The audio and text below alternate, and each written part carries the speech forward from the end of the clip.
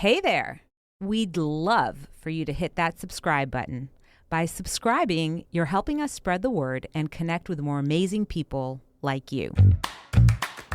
Welcome to We Be Parents, where parent doctors Matthew Letterman and Alona Pulday explore current parenting topics, share stories, and help bring families closer together.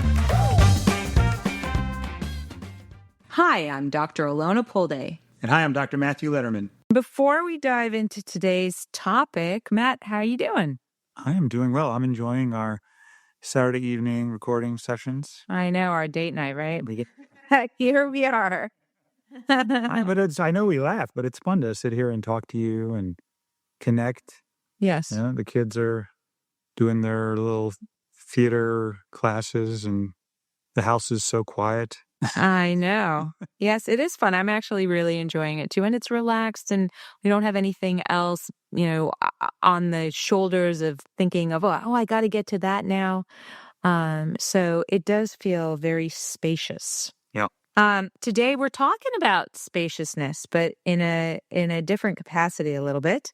We're diving into a topic that touches both parenting and relationships between partners, which is how to balance connection and independence, also known as how to step out of enmeshment and into healthy differentiation.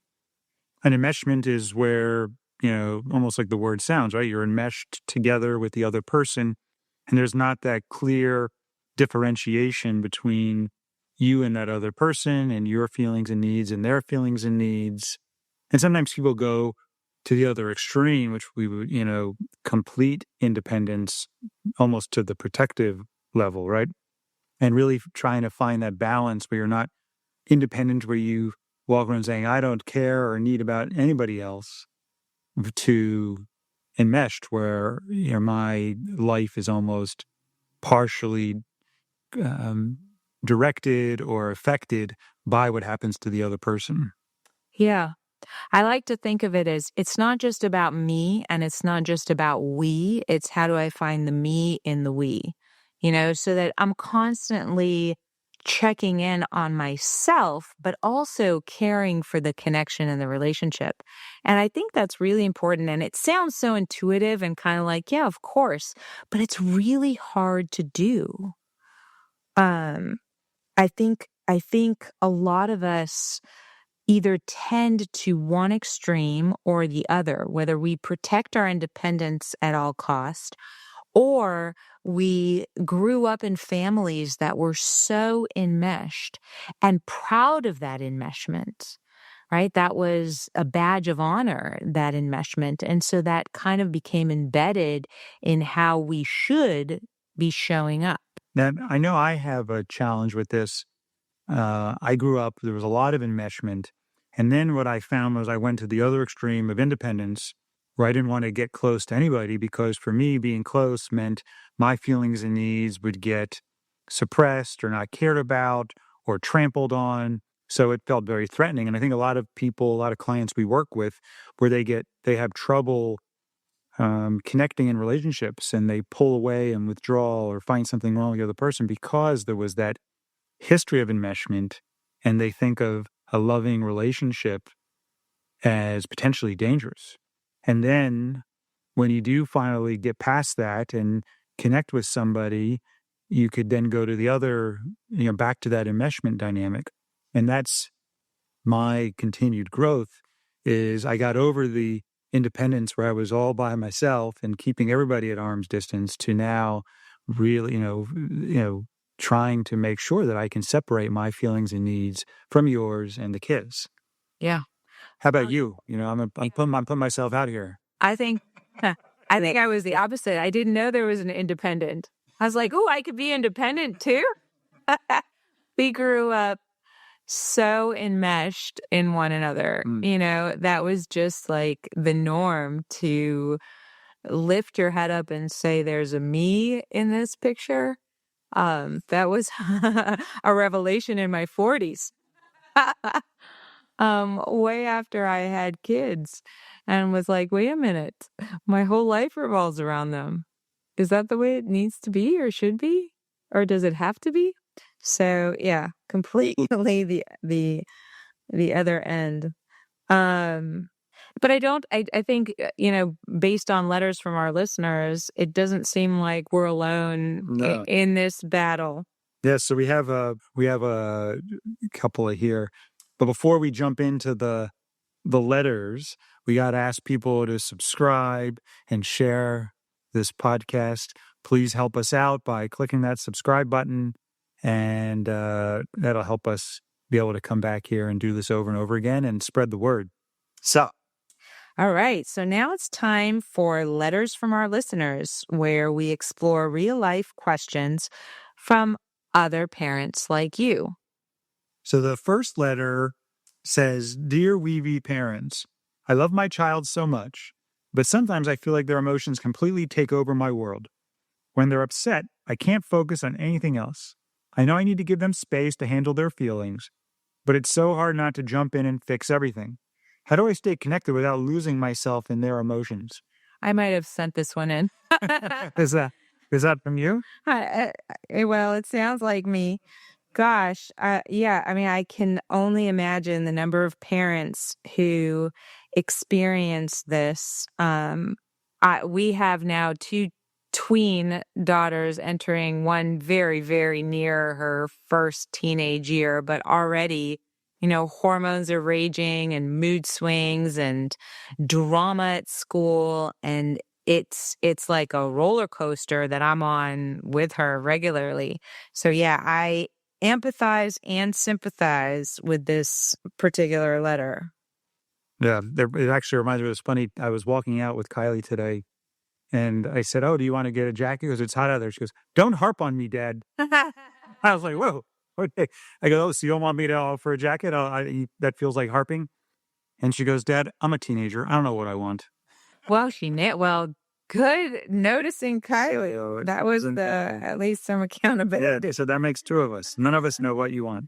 Exactly. But that, it's as these kids start, with the hormones raging, this ability to have that healthy differentiation is even more important, so that we keep our sanity and don't use their reactions as an indicator of what we're doing is working and meeting needs for ourselves, right? If we think that they always have to be happy or accepting or pleasant for us to think, oh, we're doing a good job, Right. we're going to be in for a rocky road.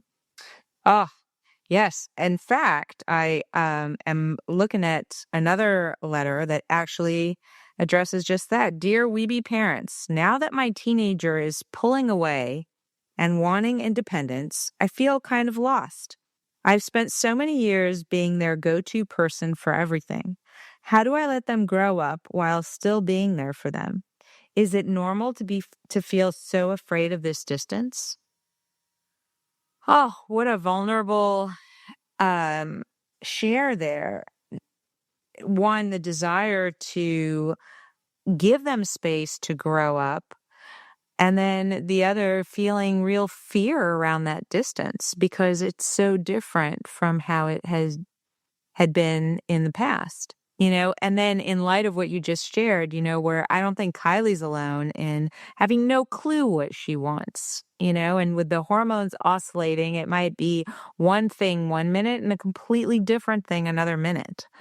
Um, and so instability in them, makes it even harder to let go and allow them to kind of muck around and figure it out. Right? No. But this is not a problem that just manifests between parents and kids, right? It's around couples and relationships as well. Yeah, so let's do one more letter where this is, "Hey, Weeby parents. I recently realized how much of my energy is tied up in making sure my kids are happy all the time. I'm starting to wonder if I'm putting too much pressure on myself and on them. How can I set boundaries that teach my kids it's okay to handle some things on their own without feeling like I'm failing them?" Yeah, I like that because it's hard, right? If we need them to be happy for us to think we're doing a good job. I mean, my mom used to say, I'm only as happy as my most unhappy child. Mm.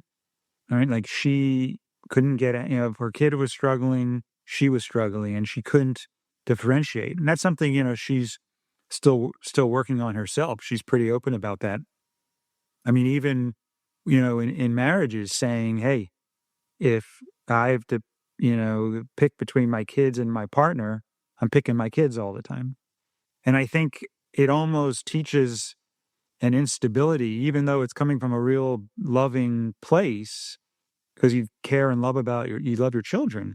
It's not that you take away from them getting an experience of, hey, I'm gonna be okay, and hey, my mom has needs and my dad has needs, and I'm gonna be able to ride this out or figure my way out of this, and even if it's uncomfortable, I'm gonna be okay. And right, like I think that it's just so pervasive.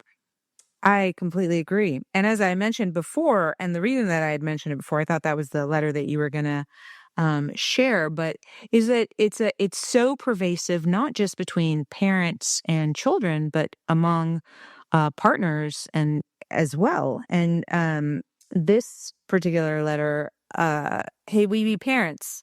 My partner and I have been struggling with balance.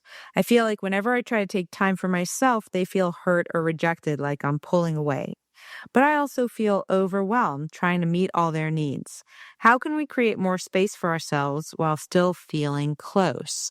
And I think that really hits home because I think that is an issue, whether it's with our kids or with our partners. These letters show how common this struggle is. How do we stay connected to the people we love while honoring our own needs and giving ourselves the freedom to be individuals? And that's what we're going to continue to explore today. So you want to hop into topic and tool? I think it'd be helpful for the topic section where we go over an example and we can show an example of or discuss an example of parent-child enmeshment and then one with spousal enmeshment. And it's important because spousal enmeshment impacts the children, one, from what's modeled, and two, how the parents show up affects how they show up with the children. This episode of We Be Parents is brought to you by We Be Calm, the child calmer designed by doctors and loved by parents. Struggling with bedtime routines or managing your child's anxiety? We Be Calm transforms deep breathing into a fun and engaging activity, helping kids find their inner calm. Perfect for bedtime stressful moments or anytime your child needs a little extra help to stay calm. Visit webecalm.com to learn more and bring tranquility to your family. We be calm because we be in this together. So let's start with the parent-child enmeshment, where here's a scenario I think it'd be helpful just to explain and demonstrate what we're talking about.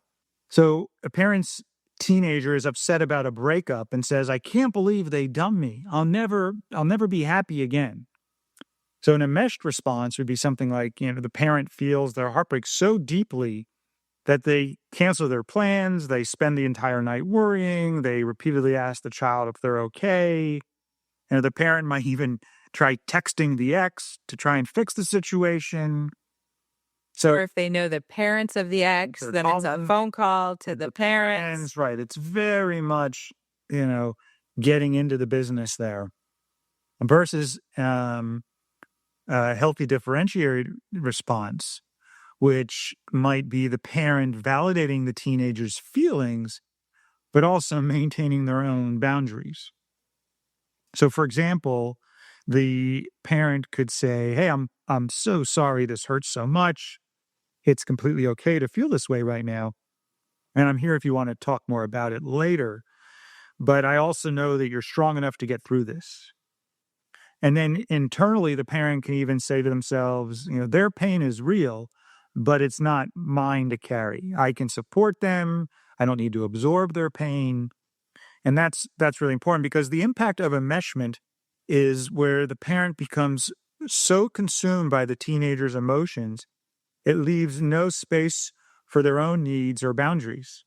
And this over-involvement can unintentionally show the child or model to the child that they can't handle their own feelings independently. Absolutely. I think two things happen in that enmeshment.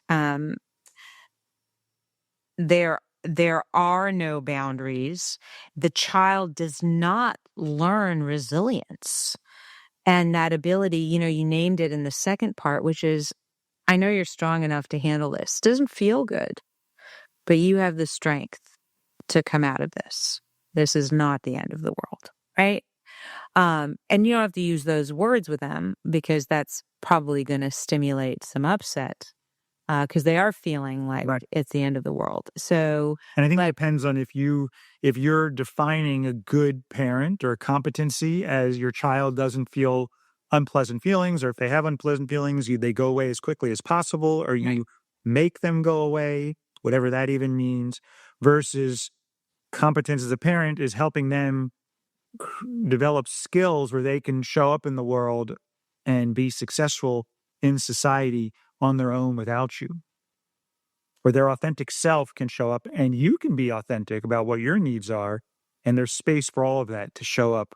right. But there is no scenario where in that enmeshment, a child builds the confidence and resilience to stand up independently in future situations, nor do they learn how to handle pain.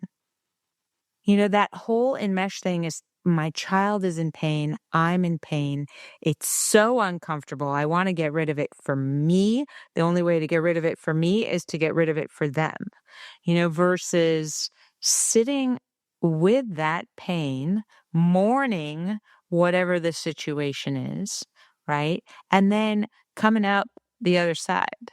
And that requires patience as well, right? To be and your own resilience as a parent to be able to endure the discomfort of them going through the experience, even if you can make it better faster. Right. You're robbing them of the opportunity to develop those skills. I remember I saw one of my daughters trying to get into the hotel room, and they couldn't open the door themselves at first. They don't get the key right. And my instinct, I grabbed the key and did it for them. And this is not a big deal in the grand scheme of things. But it was like because I was in a rush and I wanted to do it faster versus saying, hey, this is a little uncomfortable. Let's let them, let's let them do it themselves and figure it out. They go backwards, forwards, the opposite way. And then eventually they get the door open. So the reason I'm bringing that up is that there's so many times where we just sort of bully into it, right? We push into a bulldoze and take away the opportunity for kids to learn these skills themselves because it's uncomfortable for us. We're impatient. We just think that's what good parents do. We had a hard life ourselves, and we want to prevent our children from having to suffer the way that we suffered. As you were talking, I had the kind of opposite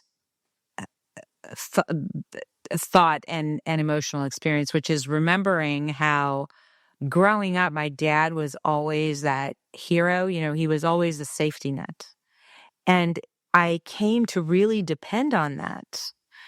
And when my dad died, it was devastating on so many levels. But one of the levels was I fell. There was no safety net. And it felt so terrifying because I did not learn to trust myself. I did not learn that, even though all along I was doing things, right, and I was living independently, knowing that he was there as that safety net and learning to rely on him rather than my own skills. It was shattering. Like I really had to learn, and this was in my 30s, to relearn that I could take care of myself. And that although that was a really nice to have, it was not a need to have or a must have. Well, it helped you in one way, but it underdeveloped you in another way. Right. It was a super nice need to have. What a wonderful gift, At the same time, it definitely didn't help me build the resilience that I needed. And that came from his love. He had a really hard life, and he wanted to offer his children a very different life. He did not have parental support growing up, and he was determined to be there for his children, right? And the point that I'm making there is we have so many good intentions around why we choose to be enmeshed. And yet, even with those good intentions, it's not necessarily serving our children or our partners. Or ourselves. Exactly. And you had another scenario, I think, with spousal enmeshment. Yeah. Just to help demonstrate what we mean. So a spouse comes home from work in a terrible mood and snaps, "I can't deal with anything right now. Everything went wrong today." And just imagine, even hearing that, right? You can feel it in your body where you might start to tense up. And that's part of the enmeshed response, where the other spouse might feel anxious, guilty, assuming they did something wrong or failed to, make life easier for their partner. And then they can start walking on eggshells, suppressing their own feelings, focusing entirely on cheering up their partner. So that's an enmeshed response versus a healthy differentiated response might be the spouse empathizing with their partner's stress while holding their own emotional ground. And that could look like someone saying, "Wow, that sounds like a really hard day. I'm here to listen if you want to vent, but I'm also going to finish up what I was doing. But let me know if you'd like to talk more later." So, and then internally, they can remind themselves, hey, my partner's frustration isn't about me. I can care about them and still take care of myself. And you can see how in this healthy differentiation, it's not only what you say to your partner, it's what you say to yourself, which helps you keep that healthy boundary, that healthy emotional boundary. As the enmeshment causes this absorption of the partner's emotions. And then what's worse is then they can neglect their own needs, and it creates a real imbalance in the relationship. And then over time, because you have this imbalance, this dynamic leads to resentment and burnout, where you start to get resentful of the other person for putting you in that position in the first place. When in fact, if you had the healthy differentiation skills, nobody can put you in any place that you don't want to be. Right. And this dynamic happens a lot in our lives right now, where so many people are living in survival mode. So many people are unhappy or anxious or on high alert, mobilized regularly. And so that ability to escalate to unpleasant feelings is really alive in our energetic states. And then if we take on water, it is something that I think over time builds resentment, becomes heavy, it becomes a burden because you lose yourself. So, a lot of couples, and I know I find myself, I bet you find yourself in that situation too. If you're upset, my initial inclination is drop everything and be there to support him. And I know that you feel the same way sometimes, if I'm having a rough day or I'm really emotional, drop everything, let me support Alona. And there's a real loss of self in that, because sometimes we're really in the middle of something that, wow, if we had taken a minute, would have been nice to acknowledge, even if you choose to go and support a partner at that time, to even acknowledge, oh, this is important to me. And right now, I'm going to choose to go and help my partner out. Huh. And I notice, it definitely comes up for me. And I think it takes a lot of work and intention to start untangling this. And I know for me, the times where I get the enmeshment really gets activated is if you're upset, or if I'm putting myself out there asking for something particularly emotional, right? So if I want connection or something like that, that's where it can get activated. So it's very important to know, hey, here are places where we can get enmeshed. How can we do that in a healthy way? And it's might not even be in that moment, right? Like you could be upset and I could handle it, in a way that works for both of us. But then later you might say something like, how come you didn't check in on me? Right. And for me, instead of thinking like I did it wrong, say, oh, this is about her needs for a little bit more support and care right now. It's not about me. And then I can say, and it sounds like she would really enjoy a little check-in and care and support. So even though it might come out in words that I could because of my enmeshment history, could easily take on water around, it's the practice over and over again to watch yourself at every moment where you can take on water and start translating that. Yeah. And I think I love that you said that, and I think it's important just to call out one more time, right? In the example of I'm upset, you have now a couple of options, right? You can stop everything and come and support me, which is that's the enmeshment. You can be completely independent, which is, well, too bad, so sad. Good luck. Good luck, right? And that healthy differentiation is, Alona, I see you're so upset. Can I give you a 1-minute hug? I'm right in the middle of something that I really need that's timely and I need to finish. Can I give you a hug and finish what I'm doing, then come back and we can talk about it? That feels so caring, and that's you taking care of yourself and you taking care of me in that moment. Even coming from choice, like the example that I gave, it's subtle, but it's different. If on instinct, because I think I should drop everything to support you, very different from if I acknowledge to myself, yeah, I'm in the middle of this, but you know what? This doesn't seem it's not quite as important to me as supporting Matt right now. So I'm going to choose to support him. Very, very different. There's still a healthy differentiation because choice was involved there. Right. That's the key, is that the same action can be enmeshed or a very healthy differentiated response. So you can choose to help someone and it can be energized by this enmeshment energy, or you can help somebody and it's energized by and fueled by healthy differentiation. Right. And I think you can only tell the difference if you've taken a moment to check in and seen where you're at, regulated your nervous system, expressed care for the other person, and then checked back in with what meets your needs in this moment. Yes. And I think that leads us straight into our tool today, which is the boundaries and bridges tool.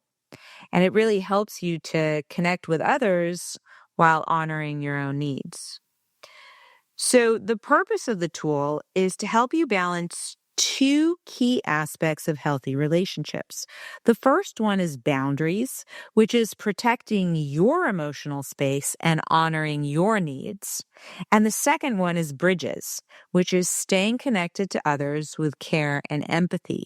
And that's the key, protecting and valuing and recognizing your own needs while also bridging that with connection and care for others. So let me push back on you. What would you say to someone listening who says, protecting your emotional space and honoring your needs, isn't that selfish?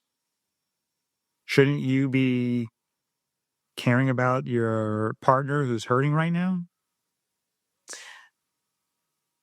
I don't think it's so. In this boundaries and bridges, you do both. It's a both and. It's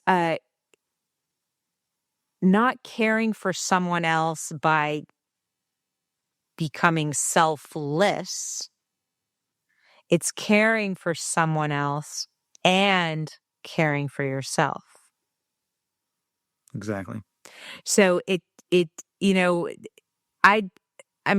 separate conversation. I don't think that taking care of yourself, which could potentially be the definition of selfish is necessarily a bad thing. But what we associate with selfish is thinking of yourself and not thinking of anybody else. Right. And that is not That this is not- example. Exactly. That's the whole point of the bridges, is that you are thinking about the other person too.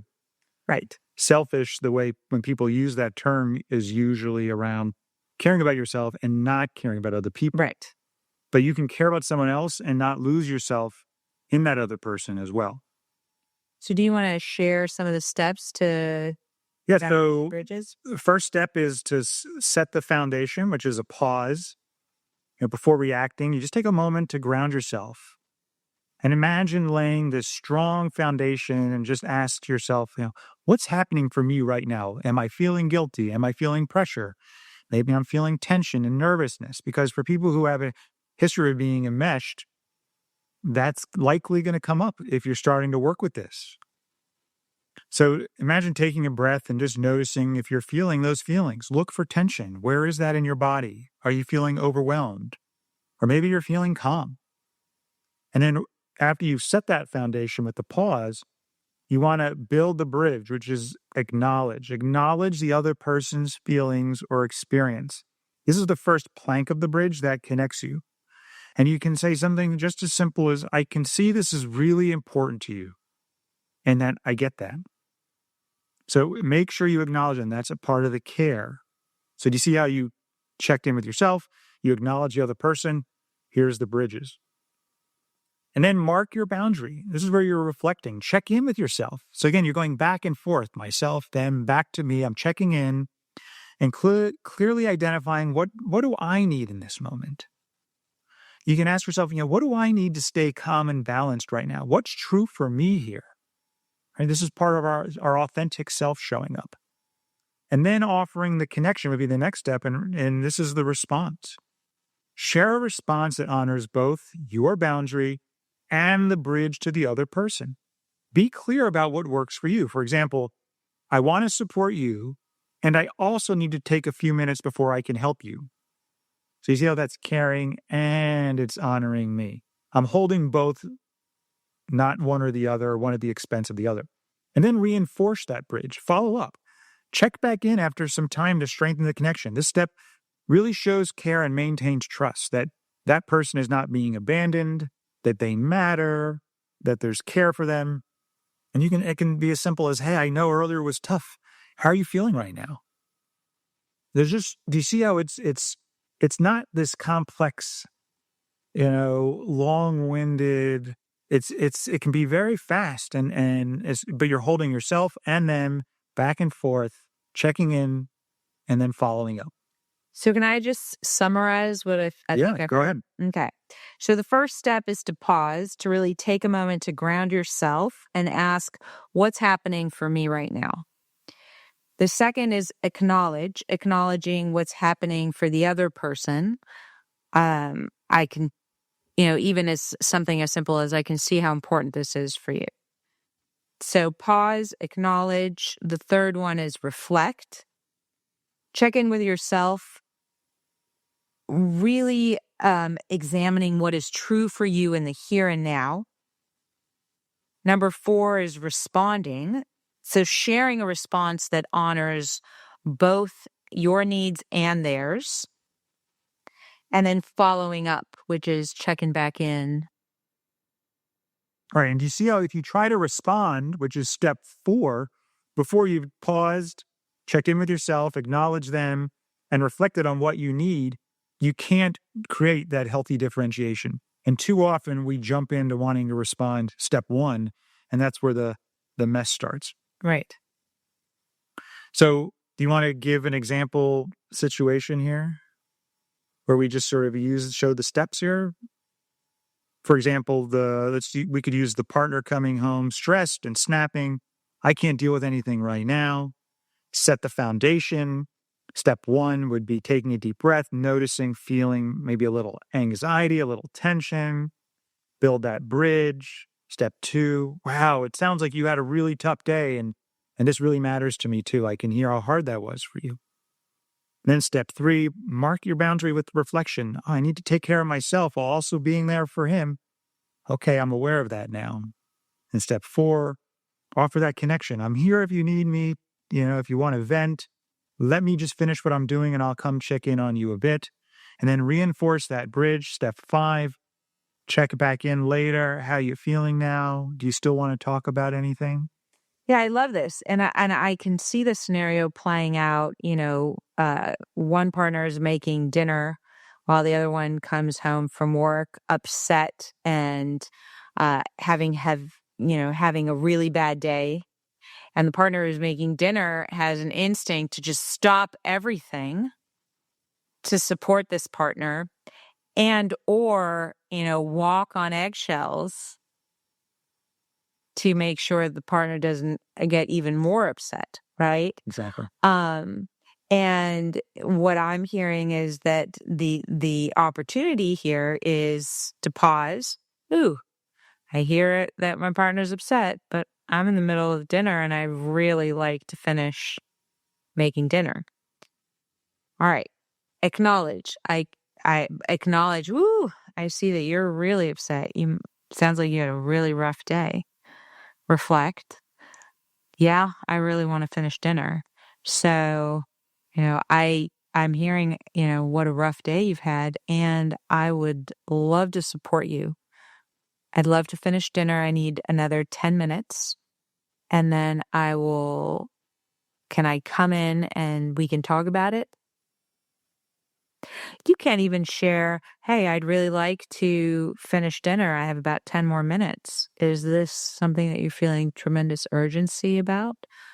Or would you be okay with a check-in in 10 minutes? I like that. And you can even share, especially when you're starting off these skills, that you're a little nervous right now. Hey, I'm trying to practice this healthy differentiation and I want to show care for you. And I'm noticing some tension because I'm worried or I'm a little nervous or I got this dinner hanging over me that I'm trying to finish. And that vulnerability will build connection too. I love that you shared that because I think that's a really important point, especially when past behaviors were stop everything, support each other, right? And all of a sudden this is different. It would be, the partner who's already upset would be hard pressed not to go into that loop of, what the heck? Don't you care about me? Like, what do you mean you take 10 minutes for dinner? I just told you I had the worst day ever. Right? Right. So letting them know this is again, that's meeting needs. That's part of the bridge, is letting them know you're working on this. Mm-hmm. And it builds that care. I like that. And that trust. I like that a lot. Yeah, I know that we talked about ourselves a little bit throughout, and we talked about this being an area that you and I are working on, and that we're working on with the kids, which leads us to, we take a moment to self-reflect on our own cheers and tears in this regard, where we really take a moment to acknowledge what went well and what we still have opportunity to work on. And I had a tear and a cheer this week with one of our daughters who really was being pestered by a fellow classmate. And it got to the point where she, is generally so happy to go to school and is so excited about this year and her friendships. And she got in the car and looked at me and said, Mom, do we have other schools maybe that we could go to? And it was such a shock to hear that because she was so excited about this year. And then it came out that she's really just been bothered by this kid, and she's been able to write it off that particular day it just got to be too much. And she just didn't have capacity to deal with it anymore. And in hearing how upset she was, and also hearing some of the things that this classmate has said to her, my heart went out to her, that she even was able to stand it for as long as she did.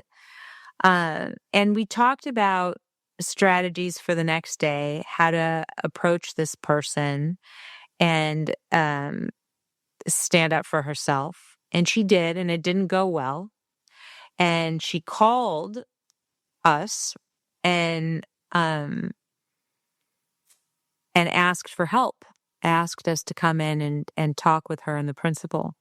So I'm driving over there, and the whole way I know I need to check in with myself because I really want to have a healthy differentiation here where I'm supporting our daughter without taking over the situation for her, And so it really was the 20 minutes that I'm driving to school was all about checking my own pulse. And that was the cheer, right? I was able to pause. I was able to reflect. I was able to name my own pain around the situation. Um, and,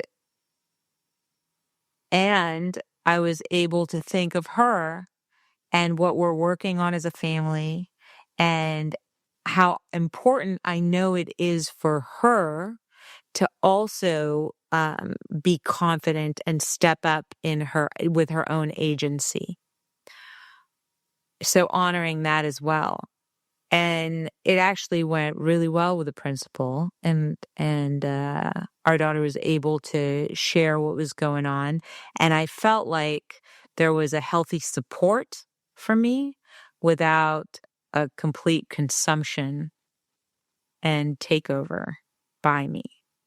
I think you've also, a cheer also would be, she's been dealing with this kid for a period of time off and on, and it would have been very easy for you to push a meeting with the principal many times ago, but she was very clear that she wanted to keep trying and handling it herself. And then when she called, she's like, I'm ready for help now. Right.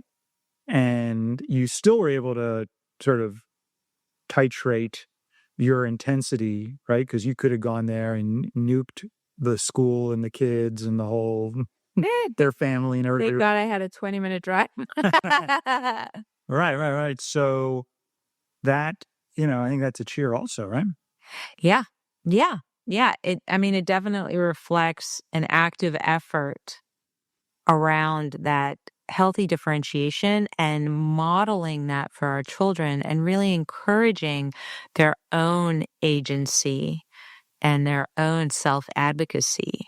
Right. Which doesn't happen if I'm the Band-Aid or the safety net every time. Yeah. I like it. Yeah. So you want me to share my tier? I think I was involved in that one. Yeah. So I have been working on different things, and one of the things that led to this tier was I was working on trying to show up with more warmth and connection and intimacy, just showing up in that different place. And I came downstairs and in the morning and said, hey, Alona, would you like a 30-second hug when you have time? And you were doing some of your morning routine. And I actually felt a little bit nervous to ask because I was like, oh, I don't want to interrupt. So I was already a little bit nervous, but I didn't want to interrupt her routine. And I was asking for something that was out of the ordinary for me. But I was still proud that I said, okay, let's do it. And I'm prioritizing connection. And you had said, yeah, I would like to. And let me finish what I'm doing. And I didn't take that person. I didn't take on water. I was like, okay, we'll do it when she can. But then later, when I came back from dropping the kids off, I thought, I didn't get my 30-second hug. And then I took on water, right? Then I had a thought in my head that maybe it doesn't matter. Maybe she doesn't care about me, right? I made it about me versus just keeping it about you, which turned out to actually be that, I forgot.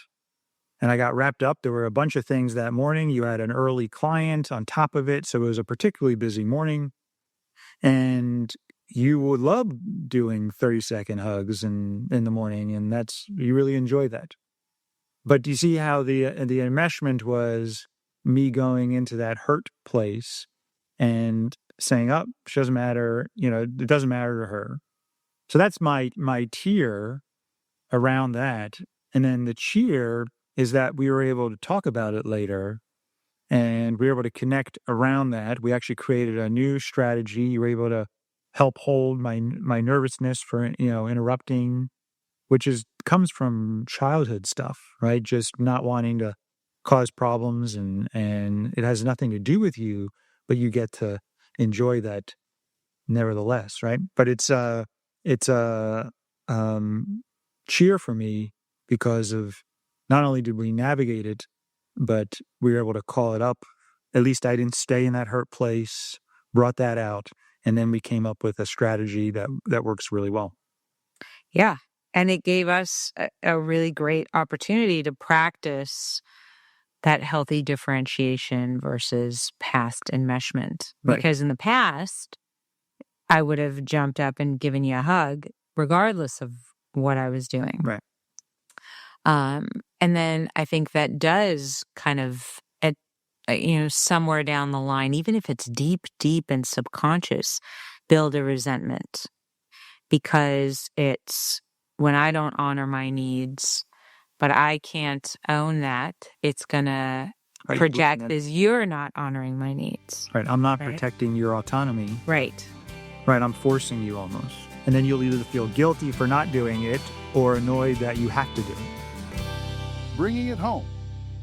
Let's bring it home. Let's bring it home. So in Bring It Home, we share ways to integrate today's concepts into your family life. And today we're talking about the Boundaries and Bridges tool. So, in all of the Bring It Homes, I think one of the most important things is to explain it, to really make it clear what the intention is behind it, especially because it is going to be a different approach. So one of the ways to share that with your kids is something along the lines of, imagine we're building bridges to connect with each other. The bridge helps us share how we're feeling and what we need. At the same time, we all need strong boundaries to feel safe and take care of ourselves. So I look at the boundaries as almost like the foundation.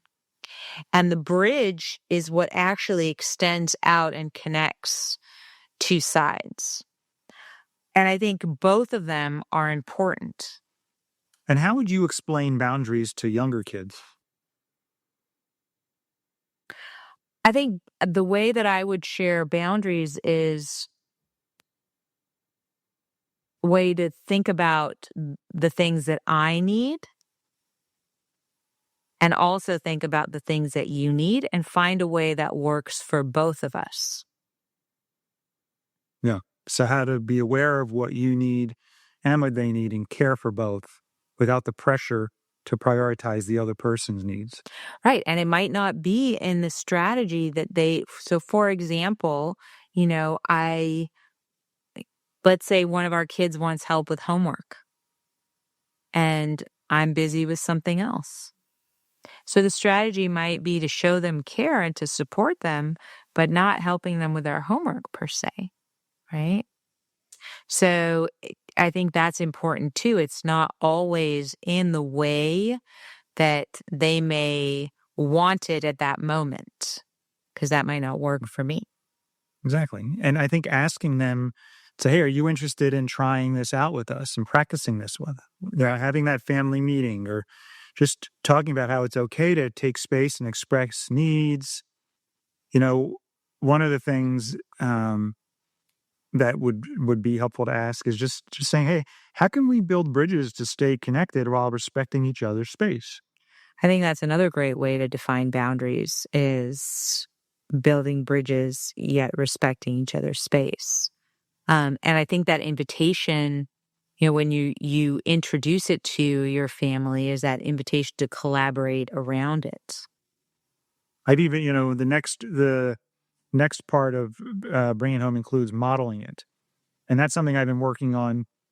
For example, at bedtime, one of our daughters likes to, lay in the bed, in our bed, and then she slowly gets up to go to the bathroom. And I'll say, hey, it's time for bed. I'm willing to tuck you guys in now, but then I want to go hang out with mom. And one daughter runs right to bed. She just hops right in. I call her the good daughter. No, I'm just kidding. The other one is rolling around in the bed. I got to get my slippers. Oh, I got to go to the bathroom. Let me check my hair. We got to and it's this whole thing. And I'll say, hey, I only have a couple of minutes and I'm willing to wait. And then I really want to, oh, Dad, I'm going to be just one more minute. I just have to check one more piece of hair. And she's going. And then I say, okay, the 3 minutes are up. I'm going to go back in with Mom now. Oh, Dad, just one more second, Dad.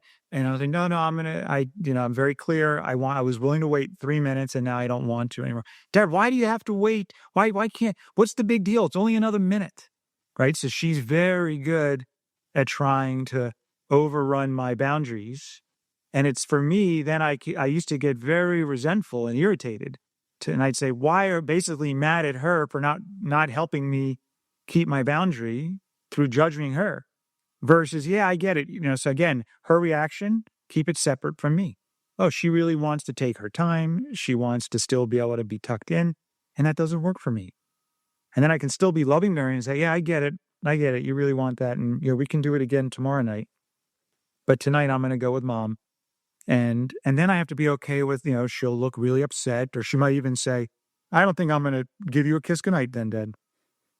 Right, depending on how she's at. And I'll be like, okay, well, I'll think about it, giving you a kiss, but I won't, So but do you see how the idea is to can I be that stable, consistently loving while also maintaining my boundary? Yes. And not taking on water based on her reaction. Right. Can I honor my needs? Did I come from integrity? Did I show care?